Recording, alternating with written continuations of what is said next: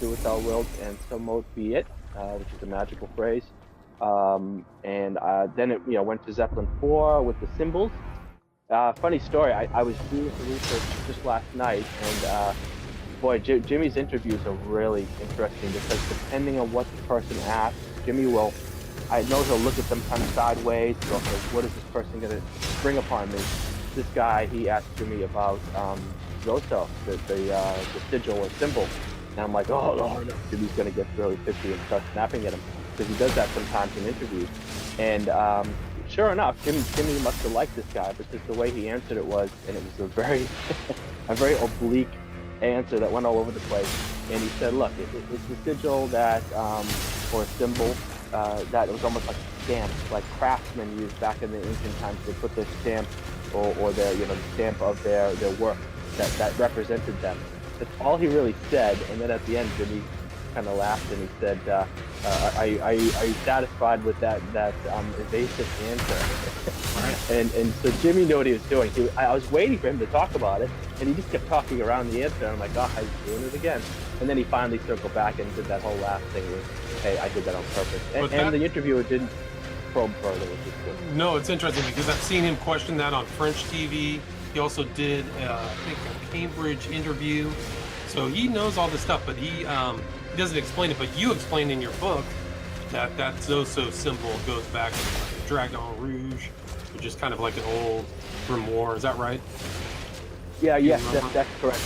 It goes way back, and it's been around for quite a while. However, with my interpretation, and I think from some stuff I've read, you can take a symbol or a sigil, and what you do is you personalize it.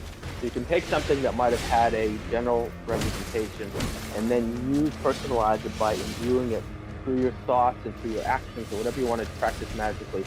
This is a sigil I've taken. It's a general template, and then I've imbued it with my intention, my goal for it, and then he puts it all over the amplifiers and Bonham's drums. It's everywhere. And for me, I think he imbued it with his own personal, intention. So it wasn't just what it represented back in the ancient times.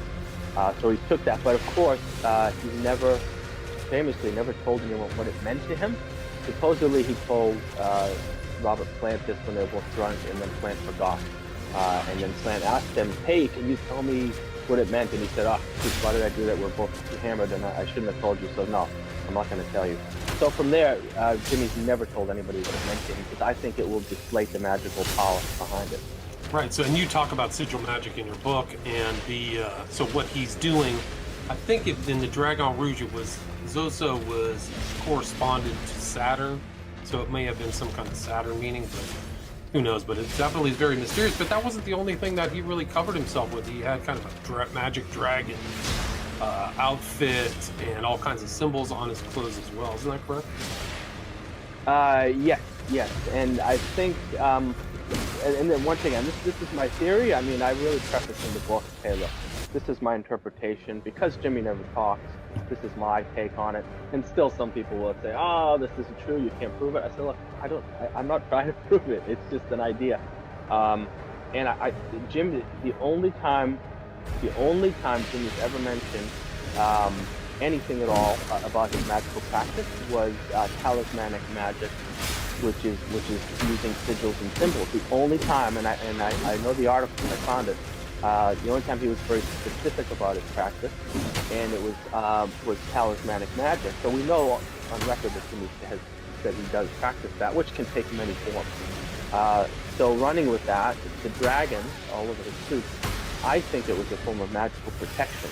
The dragons came out after Jimmy started collaborating with Kenneth Anger.